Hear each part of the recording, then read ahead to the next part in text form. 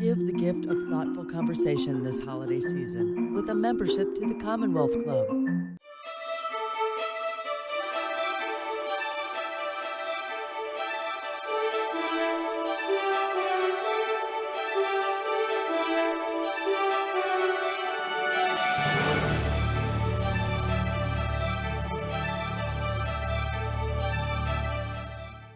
Hello, and welcome to today's meeting of the Commonwealth Club of California. My name is Dr. Stephanie Cyr, Professor of Environmental and Energy Programs at the University of San Francisco and affiliate of the Energy and Environmental Technologies Division of Lawrence Berkeley National Laboratory. And I will be your moderator for the program this evening. Thank you so much for joining us. It's my pleasure to extend a special welcome to any new club members who are watching and invite everyone to visit the club on the web at www.commonwealthclub.org. This evening's program is presented by the club's Asia Pacific Affairs member-led forum and is co-organized with the Consulate General of the Republic of Korea in San Francisco. It is my pleasure to introduce Consul General Sang-Soo Yoon, who will make welcoming remarks.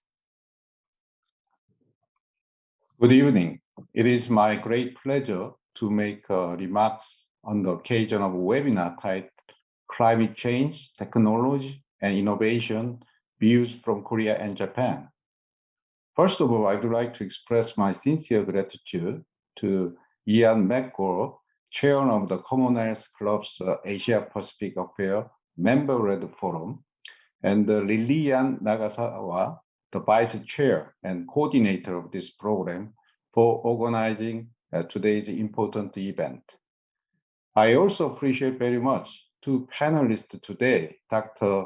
Sung-woo Kim, the head of the Environment and Energy Research Institute of Kim In-jang in Korea, and Dr. Genji Yamaji, the president of Research Institute of Innovative Technology for the Earth, and the moderator, Dr. Stephanie Cyr, the professor of Environmental and Energy Program at the University of San Francisco, for joining us to have an insightful discussion today. And I also welcome all the audience who are watching this webinar. Distinguished guests, on the May 21st, the Korean President Moon Jae-in visited Washington, D.C. and had the summit meeting with the U.S. President Joe Biden. Two leaders reaffirmed strong alliance between our two countries and agreed upon expanding our cooperation into the wide range of issues such as climate change, global health, emerging technologies, and global supply chain. As a follow-up of our two nations' commitment to strengthen our cooperation in response to climate change, we are holding today's webinar together with the Japanese representative. As you know, Korea and Japan have a very similar economic structure and have the same challenge on how to decarbonize our economy to tackle global climate change issues. Korean and Japanese experts will present our own country's policy on how to achieve net zero by 2050, followed by the moderated discussion led by the American experts on climate change. At the COP26 summit in November, leaders around the world agreed to strengthen climate action to limit global warming to 1.5 degrees Celsius by the end of this century. The Korea, US, and Japan were among other advanced countries to ambitiously set the goal of going to carbon neutrality by 2050. As a technological advanced and innovative economies, I think three countries, including Korea, Japan, and United States, could work together to facilitate technology development and transfer to achieve this high goal of Paris Agreement.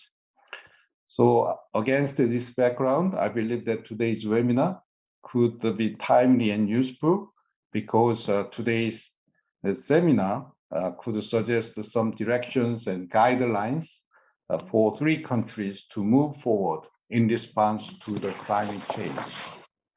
Once again, I hope that today's webinar could provide policymakers from our country, our 3 countries, to opportunities learn the best practices of each country, and we can have a more coordination in this very important area of climate change issues.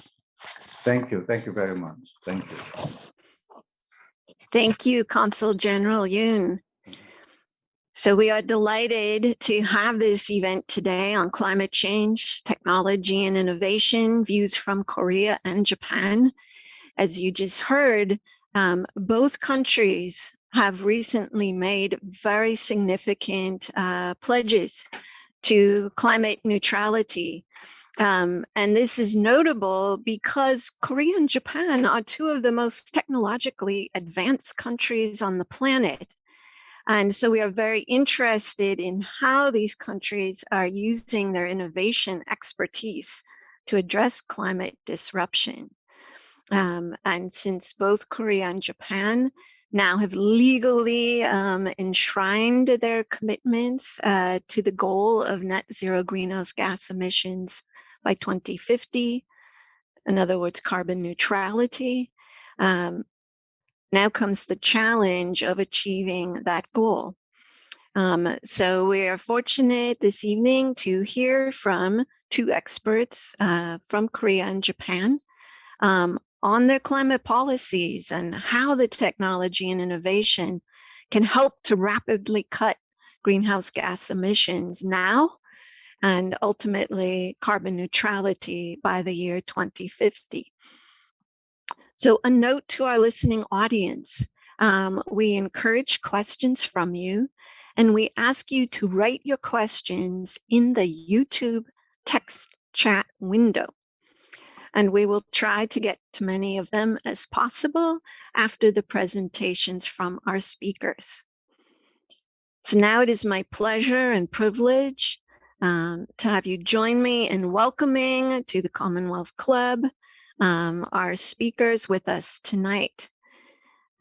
So first we will hear from Dr. Sun-Woo Kim from the Environment and Energy Research Institute of Kim and Chang from Seoul, Korea. And as you just heard, Dr. Kim is also part of the Korean Carbon Neutrality Committee under the presidential office, which was formed just this year.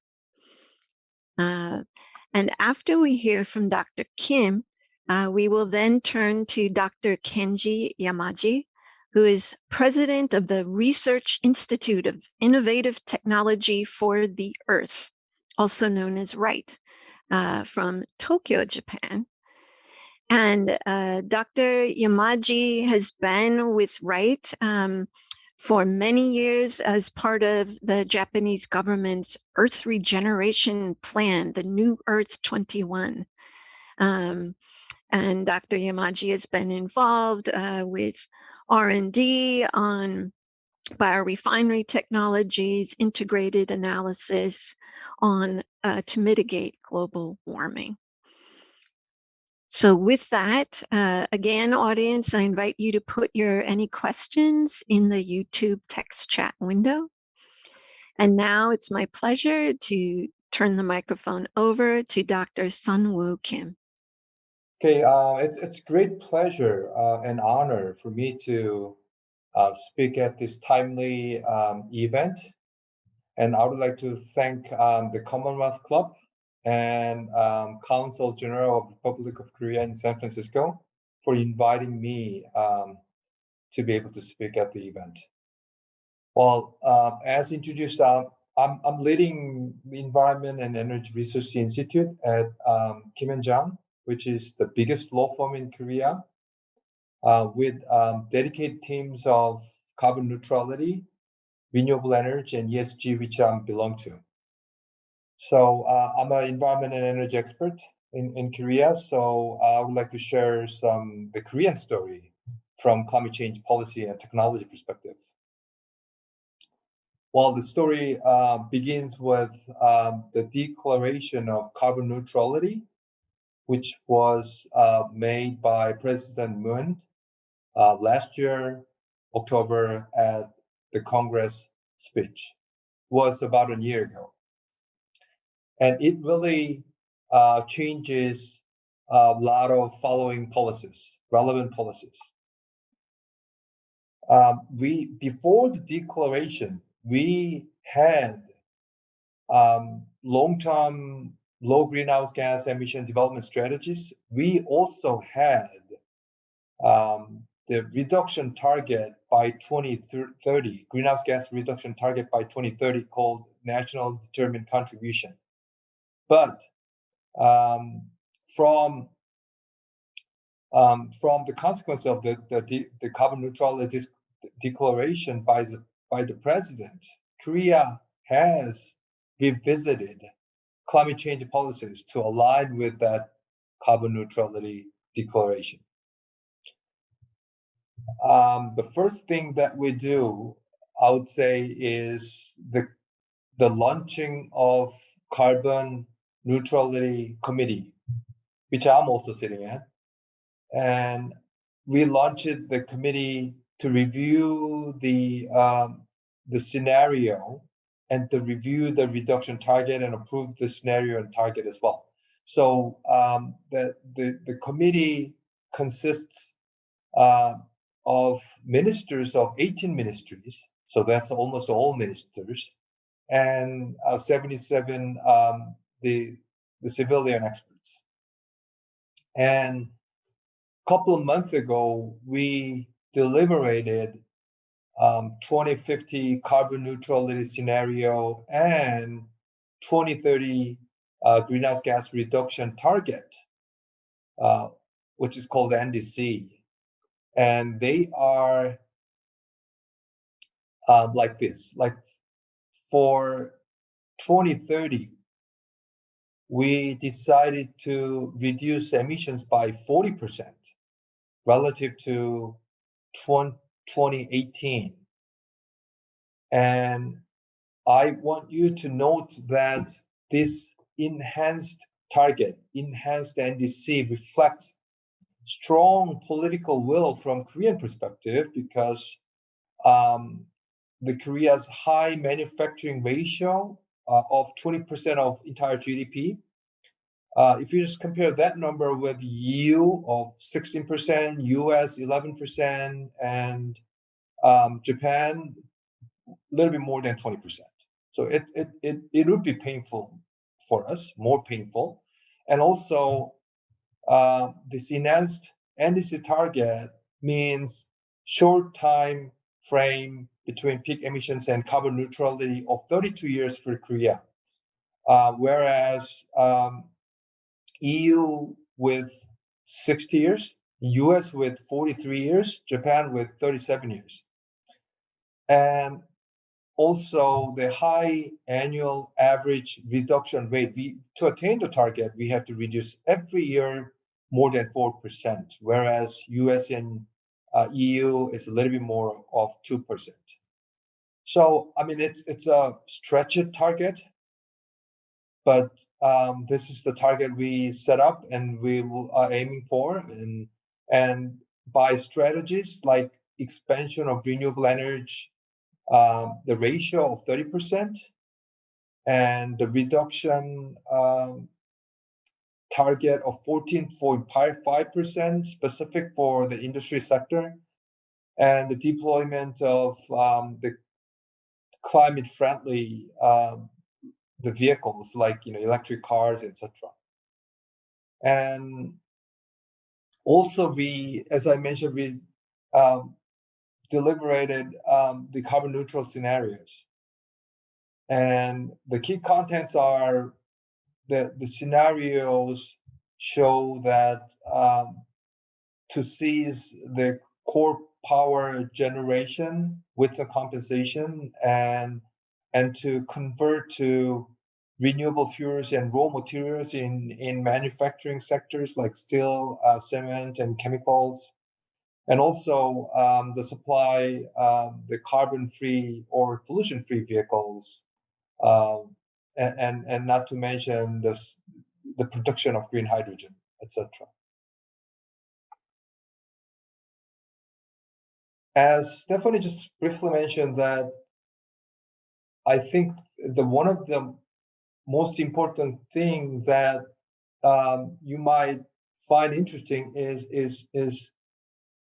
the Carbon Neutrality Framework Act, which was passed in September of this year, and so it will be enforced next year, March.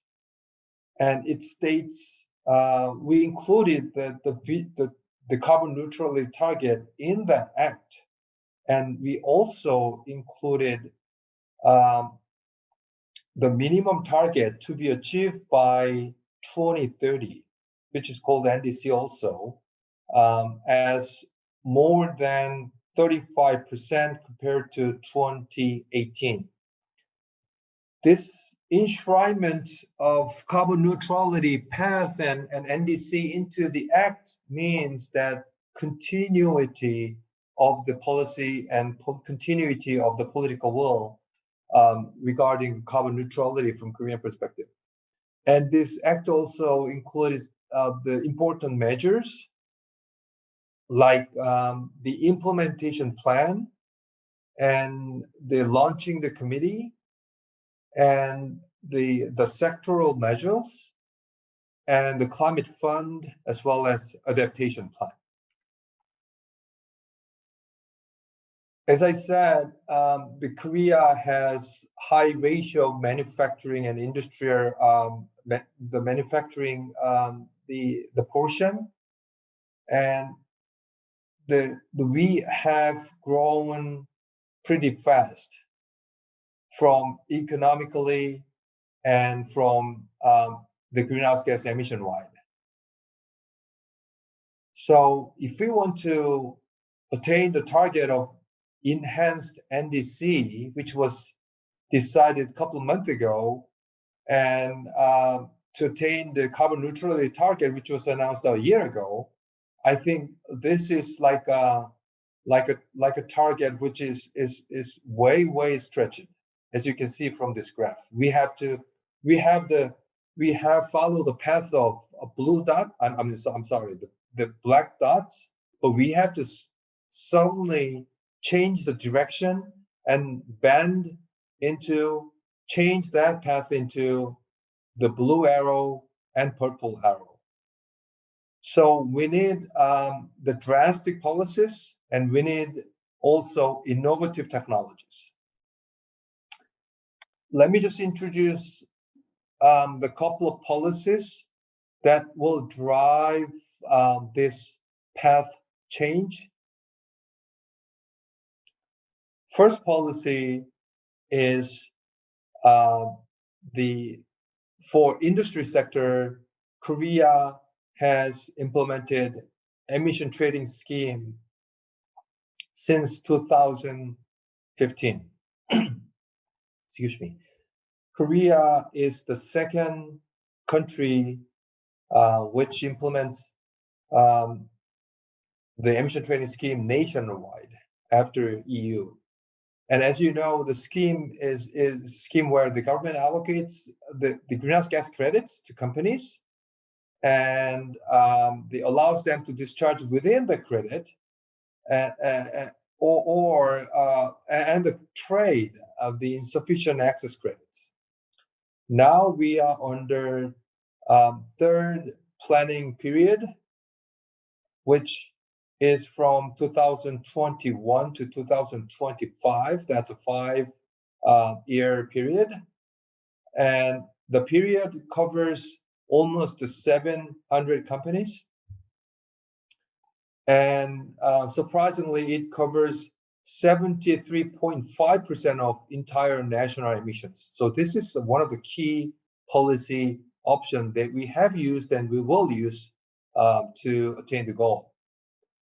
And the auction ratio has raised from 3% to 10%. And maybe for international audience, it might be interesting to find that the company may submit the carbon offsets limited to 5% of the total emission permits, including international offsets. And from the third planning period, that trading market participants will be expanded to financial institutions and individuals. The second policy, the second important policy that we have to note is of course, energy policy for energy sector to deploy renewable energy. According to fifth Renewable Energy Basic Plan, which is the legal plan under Ministry of Industry, which was announced last year, and end of last year, the 62 gigawatt of renewable energy increase expected by 2034.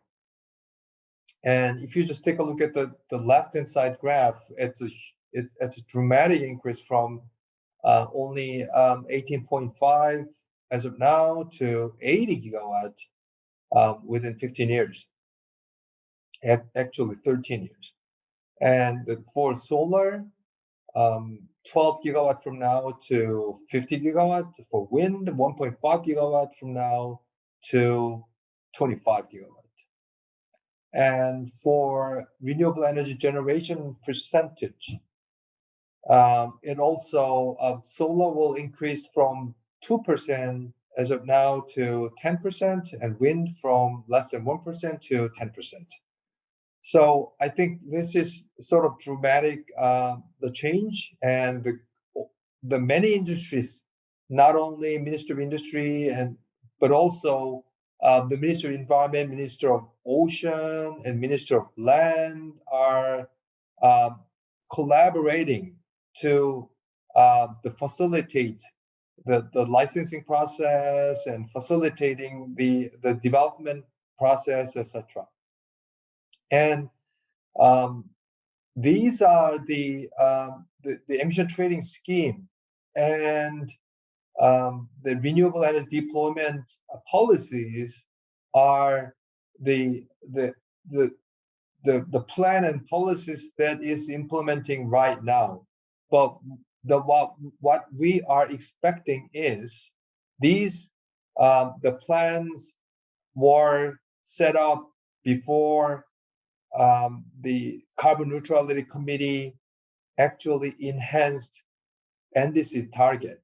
So what we are expecting next year is we are expecting sixth next renewable energy basic plan update. And that will include like 100 gigawatts, about 100 gigawatts of the 100 gigawatts of renewable energy installment by 2030, and 30% of renewable energy power generation percentage by 2030. So it will be updated. And I think the one thing that you might want to note is Korea has introduced RE100 implementation policies just this year. So as you all know, the RE100 is voluntary initiative to use 100% renewable energy, and for Korean companies, it was not possible to buy. Say Samsung was not possible to buy renewable energy from the power generator until 2020. But from this year, actually Korean companies are able to buy or buy the power or buy the certificate or just pay the green pricing to declare the renewable energy the 100% to the market. So we just also the Korea also amended the Electricity Business Act a couple of months ago to allow direct the power purchase agreement between the Korean company and power generators. So I think it's very exciting time for Korean companies to sort of increase the usage of renewable energy, as well as the power producers to have the diverse sets of the buyers of renewable energy they produce.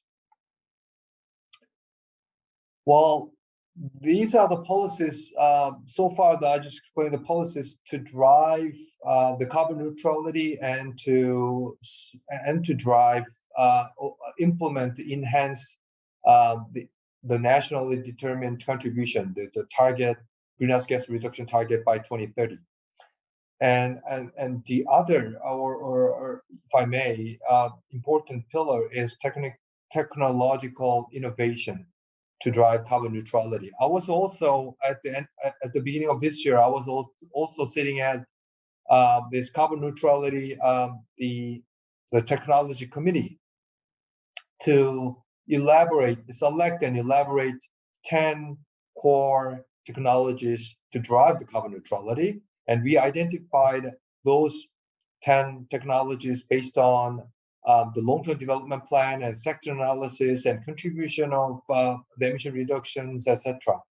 So we identified solar, wind, hydrogen, and bioenergy, steel and cement, petrochemical, and the process innovation, and the carbon capture and usage, and storage, and transport efficiency and building efficiency. But for each technology, we set up the target for the innovation. For example, for solar, we are aiming for enhancing the efficiency of solar panel from, say, 7% as of now to 35% by 2030. And for wind, the one turbine capacity 5.5 megawatt as of now to 15 megawatt by 2030. And for hydrogen, we're gonna aim for cutting the price to half by 2030. And for steel cement, for steel industry, we're gonna apply the hydrogen reduction, the steel making method, steel making technology, which is the innovative and brand new technology by 2040, etc. So based on also the digitalization that the Korea is strong, we're gonna just also use this technological innovation to drive the carbon neutrality and to attain the NDC. I think I will stop here, and it's very welcome. Any comments and questions, and I'm really excited to listen to the Japanese the status of the carbon neutrality and climate change policy. Thank you. Back to you, Stephanie.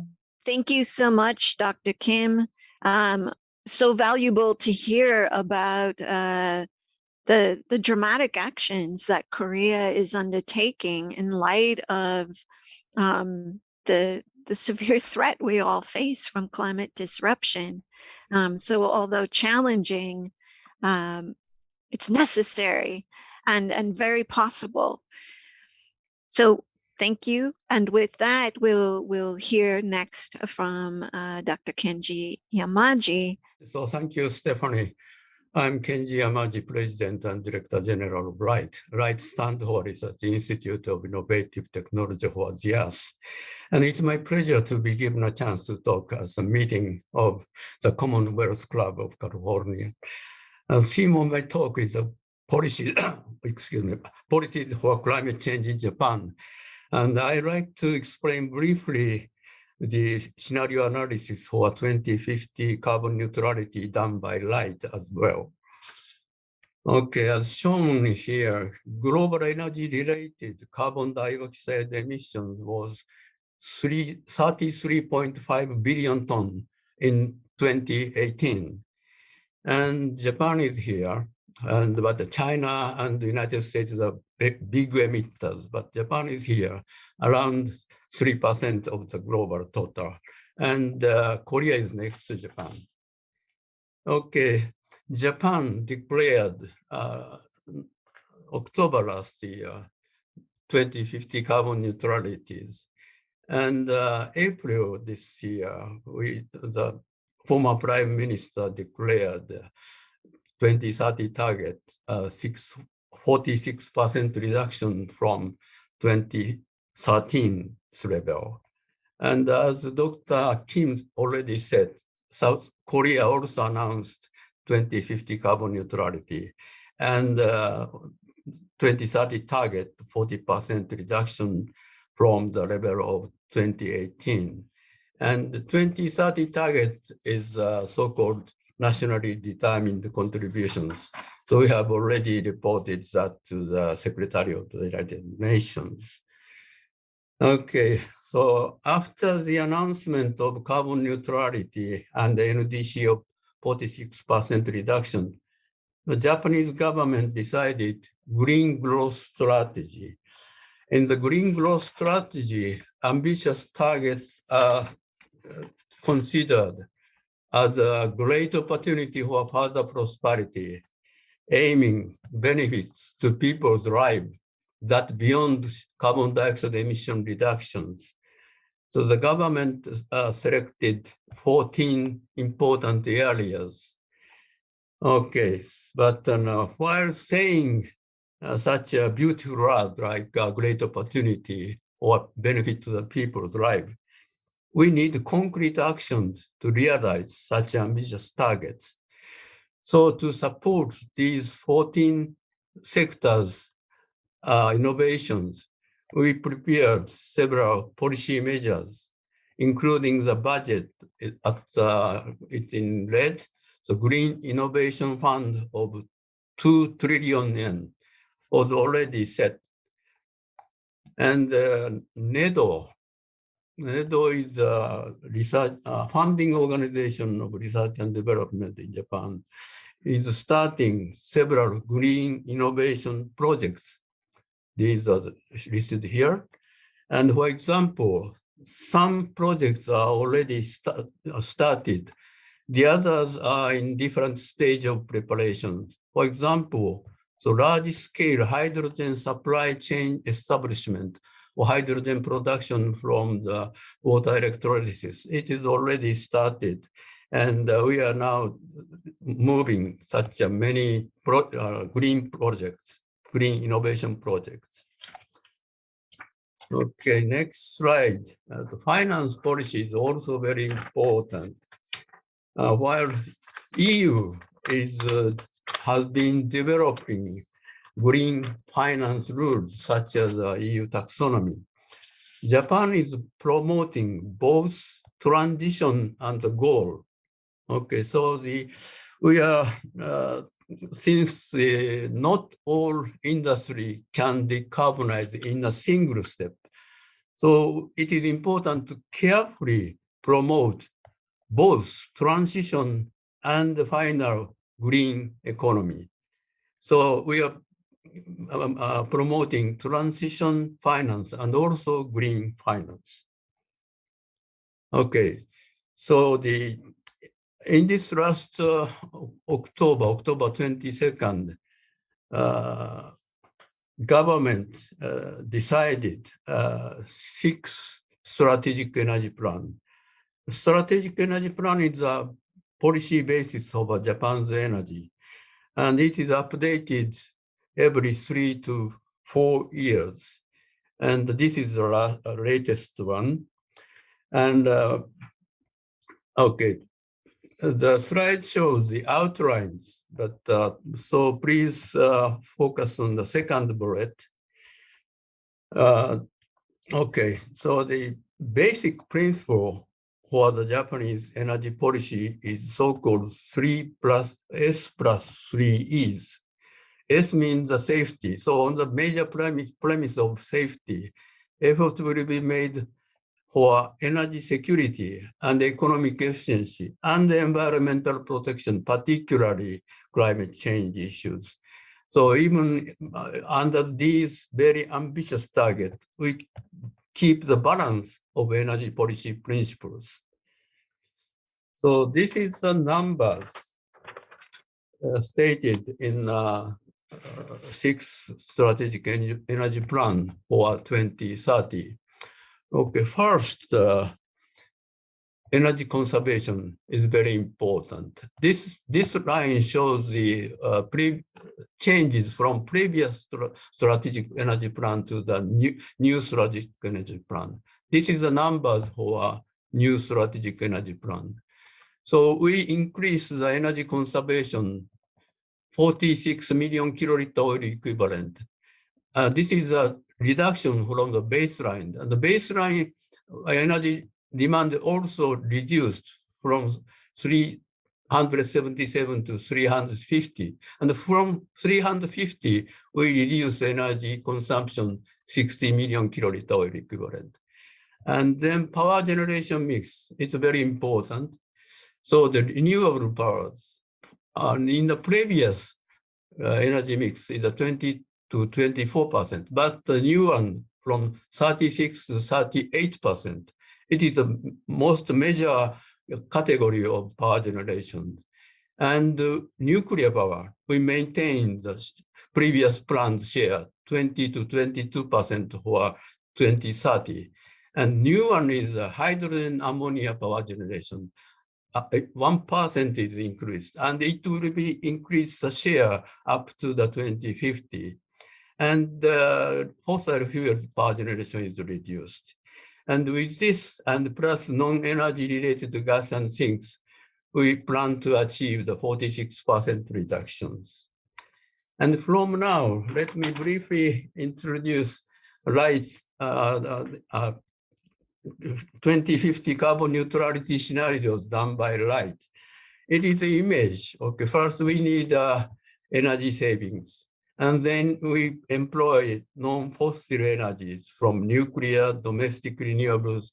Domestic renewables can be used in the form of ammonia or hydrogen. We also use some overseas renewables, or rather green hydrogen or synthetic fuels. And also we all use overseas carbon dioxide reservoirs to making the blue hydrogen imported to Japan to use. And fossil fuels will be used in 2050, but with CCS that can be deemissionized and using domestic CO2 storage capacity and also overseas storage capacity. And so remaining fossil fuels without CCS, that can be offset by bioenergy with CCS or direct air capture with CCS or forestation and mineralization. Those are negative emission technologies. Okay, so it's busy, so I just skip, but we have reference cases for carbon neutrality in 2050. So the globally carbon neutral in 2050 also, but for the United States, Japan, and Europe, they are regionally, respectively, achieve the carbon neutralities.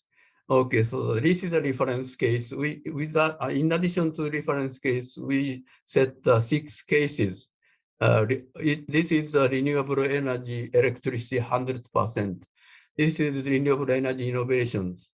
This is nuclear power utilization increase because this is a model. So nuclear power it's not only a techno-economics problem, but it's a socio-political problem.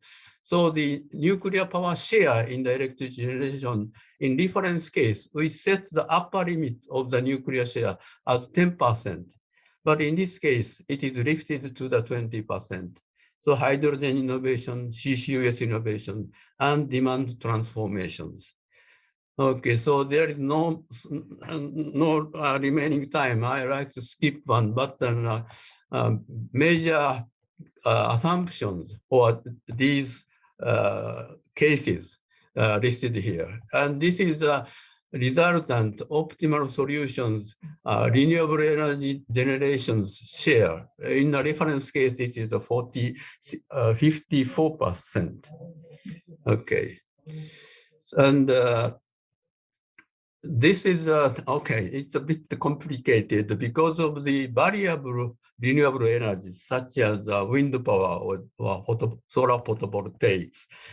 They need additional costs to match the electricity supply and demand.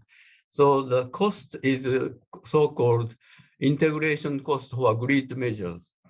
So that is increased by the according to the introduced share of such variable renewable energy, electricity. So the pink is solar photovoltaic case, and the wind is wind power cases. But this is not our model. It is introduced borrowing from other researchers' results. Okay. So this is the results, it is the optimized results to attain the goal with minimum cost. So this is the existing data, the 2015. And this is a reference case in electricity supply in Japan in 2050. So it is coal with CCS, it is gas with CCS, and this is biomass, and this is excuse me, this means, okay. And this one, this color is, how to say, it's a reddish brown, is a nuclear. And then wind and solar, and this is ammonia and hydrogen. And the upper part is off-grid solar PV. And so with this configuration of electricity generation, we can achieve the carbon neutrality in 2050. And in the case of renewable energy electricity 100%, the production of electricity itself is reduced, and all new renewables. But the new one is this one. This is the bioenergy power generation, but with CCS. That means negative emissions. The renewable energy innovations, renewable energy increase. If the nuclear upper limit is uprated to the 20%, 20% is used. And the hydrogen innovations, hydrogen ammonia use increase. And CCUS innovation, CCS utilized in fossil fuels. And digital demand transformation, no specific changes.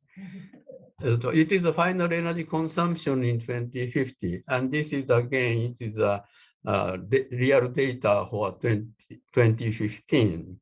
In the reference cases, okay, in all cases, energy demand decreased substantially. But this yellow part is electricity. Electricity demand remains or rather increase. But as I said for previous slide, in the case of renewable energy 100%, electricity use is rather reduced because of with the renewable energy 100% electricity getting costly. So the electrification is reduced. Other cases, final energy consumption is almost the same. And this is the carbon dioxide balances in Japan in 2050. In all cases, this is the direct air capture. And this is the CO2 capture from the fossil fuel power plants. And in case of the renewable 100%, this is the BECCS bioenergy with CCS. And the recovered carbon dioxide, some are used, but mostly injected underground. Yellow is domestic reservoirs, and this one is overseas reservoirs utilization. And the cost here, okay. So the reference cost case is in $1 billion per year. It's a huge amount of energy system cost for 2050. But in renewable 100%, the cost increase further, $100 billion US. In other cases, costs are rather reduced compared to the reference case. And this is the image of the cost. So for the optimal solutions, less options are adopted from the less costly measures. So this area is cost, but that is the most highest cost to realize the target is the marginal abatement cost. We call it MAC. It's not a hamburger, but it's a marginal abatement cost, very important index. And MAC in Japan in 2050 is around $500 per ton CO2. It's very expensive in all cases. But compared with other areas of the world, mostly less than $200, except for EU. But Japan is very high. That is because renewable energy potential and also CO2 storage capacity is not so large in Japan. So it is very important for Japan to achieve the carbon neutrality goal in cooperation with other regions. And this is the implications of scenario analysis results. I like to stop here, but then let me read the point. Various measures such as energy conservation, renewables, nuclear, CCUS, hydrogen, ammonia, and negative emission technology are mobilized to realize carbon neutrality. And nuclear is used to the upper constraint in the optimal solutions. And the electrification and decarbonization of electricity are commonly required in all scenarios of carbon neutrality. While cost of electricity increase, electricity of 100 renewables further increase the cost, thus suppress the electrification of final demand in optimal solution. And hydrogen and zero emission synfuels are used in non-electric demand sectors, and negative emission technology are used to offset the emission from the hard to abate sectors to realize the carbon neutrality. And direct air capture, that is capture of CO2 in the air, is commonly used in all scenarios to realize carbon neutrality. And scale of the use of converted carbon dioxide is limited. Mostly storage is used. And the super smart society promotes circular and sharing economies. That is leading to the very negative cost reduction of carbon dioxide. It is very important, I think. The last slide I like to skip for the time's sake. So thank you for your attention. Thank you, Dr. Yamaji. Thank you for giving us such rich detail on Japan's plans to meet these really challenging targets. So now for this portion of the program, we'll have some dialogue with our speakers, and I'll also keep an eye out for questions from the audience. So for both Korea and Japan, from your presentations, it's really striking because both countries rely on fossil fuels for over 85% of their energy at present. So we are looking at dramatic changes, and we see, because oil is a dominant energy supply, we see these efforts to substitute for oil, right? Looking at hydrogen, looking at ammonia, looking at electrification of transportation. But as we electrify, right, then we need to make that electricity more renewable. And I think it's also striking both Korea and Japan have such important manufacturing sectors. And I really appreciate that both of you highlighted, our number one strategy is to first reduce demand so that these alternative energy sources can be sufficient. So I'd like to put out the first question and then turn to the audience.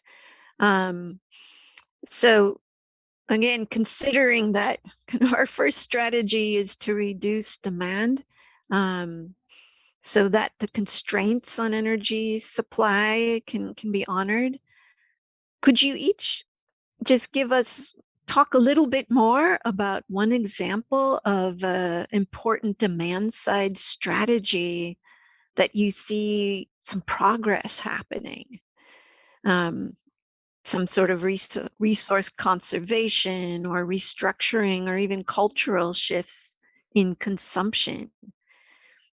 Could we start with Dr. Kim and then hear from Dr. Yamaji? Yes, thank you, Stephanie, for a fantastic question. I think it's when we talk about the carbon neutrality and the NDCs, we usually focus on supply side. So I think it's really I think good to touch on demand side to balance the conversation. Well, as you know, that from Korea's perspective, the control or constrain the demand side is not from just one policy. There are several policies to constrain the demand, and we just started.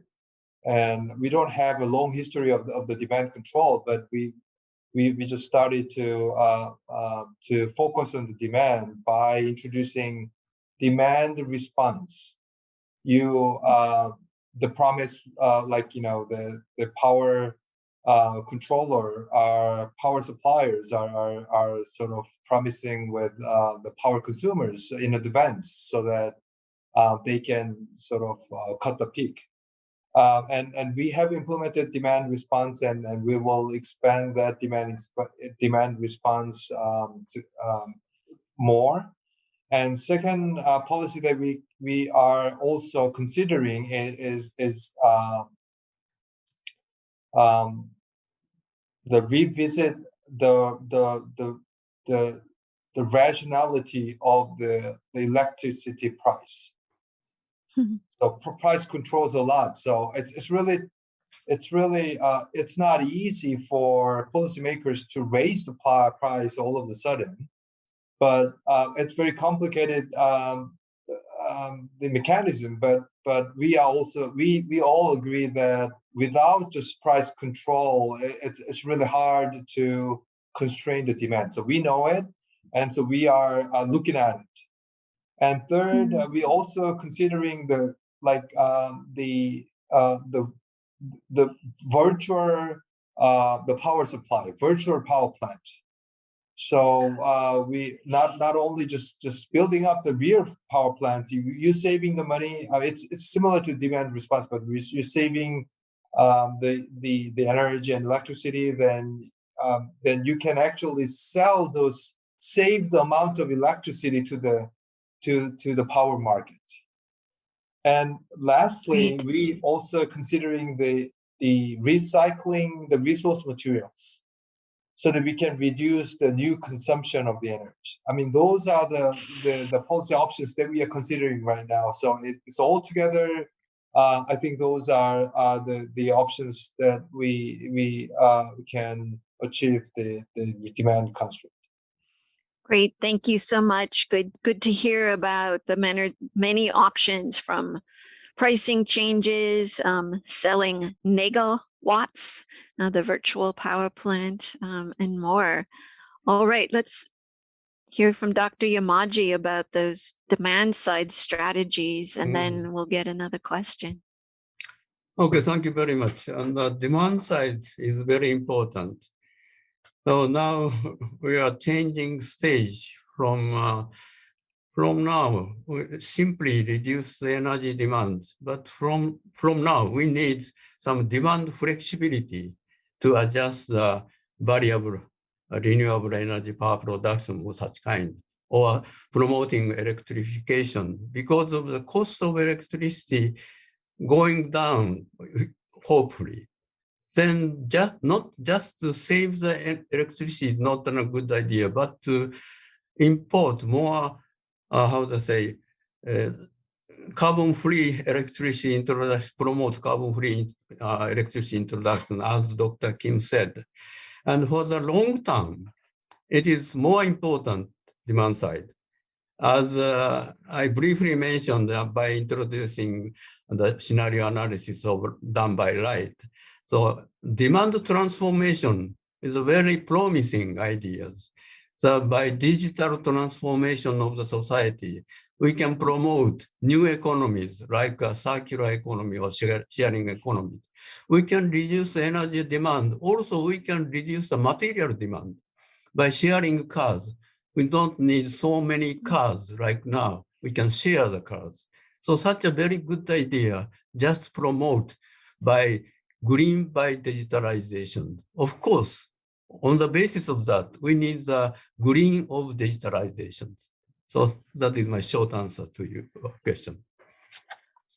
All right. Thank you so much. We are getting close to the end of our program, so we have time just for one more question. There are many good ones in the chat about nuclear waste, about global trade. I'd like to pick up on this idea of really rethinking economic structure and really thinking about a circular economy, meaning we have to live within the means of the planet. So with that in mind, let's take this audience question about perhaps some of the effects on global trade in getting to carbon neutrality. I know you focused on what each country is doing, but in terms of revamping your industrial sectors, your manufacturing, and the effects of global trade, could you mention something in your each country's strategies, Dr. Kim? Yeah. I think the audience picked the critical point of trade, sort of the linkage between carbon content and trade. I think that this year is the first year that international society has faced actual signal of the possible linkage between the carbon contents and the trade, if you like. For example, EU, European Union, this year, July 14th, they announced that the draft of CBAM, which is the cross-border adjustment mechanism by carbon contents. If you just if Korean or Japanese steel maker want to export the steel to European Union, then if the Korean and Japanese steel producers producers steel contains more carbon than European producers, then we will be pay some price according to European emission trading schemes, the carbon price, which is skyrocketing recently up to 80 euros, 90 euro per year per ton. And also not only the EU itself, at the end of November, the EU and US agreed upon the liftoff of all the trade sanction on aluminum and steel, with just one exception.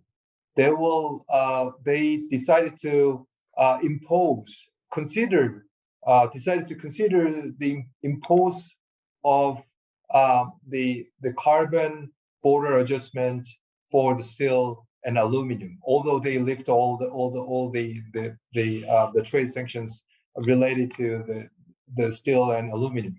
It means that now the world is toward the international society is toward the pricing the carbon across the border.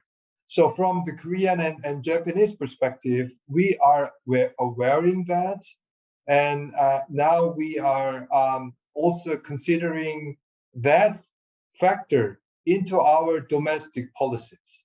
So this is the first year that we are considering that new movement, and we will try to incorporate that movement into our domestic emission trading policy and our domestic the anti-dumping the policies and the trade policies, etc. So this is first year that we recognize and try to reflect that into our domestic policies. Thank you. That's a really significant move internationally. Dr. Yamaji. Oh, thank you. The trade is very important. So every country and region has comparative advantage. So just to exchange the products or service that was made by using comparative advantage. So that is the basis of the benefit of trade. So that means open, not close, that's the basis. And in case of the climate change issues, I touch upon a bit different perspectives. In this last COP26, we have finalized the rule book of Paris Accord. The last piece is Article 6, is using market mechanism. So we can exchange credit of the carbon dioxide emissions. So it is important. Of course, the rule is very important, just to avoid the double counting, such kind of thing is very important. But a trade of credit is important among countries, among regions, or even in the same countries. We can exchange, as Dr. Kim mentioned, each company, different company can exchange credit. It is important. It is also important internationally, I think. Thank you very much. Well, already we have reached the end of our program. So I just want to close by thanking our speakers, Dr. Sunwoo Kim of the Environment and Energy Research Institute of Kim and Chang, and Dr. Kenji Yamaji of the Research Institute of Innovative Technology for the Earth. Right. We also thank the Consulate General of the Republic of Korea in San Francisco, as well as our audience for being with us today and your questions, even though we couldn't get to all of them, and also for everyone watching the recording. Soon this program and others from the Commonwealth Club will be made available on the club's website. I want to wish both of our speakers and Korea and Japan every success in your innovation and you're developing the technologies that can help even the larger emitters race toward our common goal of protecting the planet, our common goal of carbon neutrality. And now this meeting of the Commonwealth Club of California, commemorating its 118th year of enlightened discussion, is adjourned.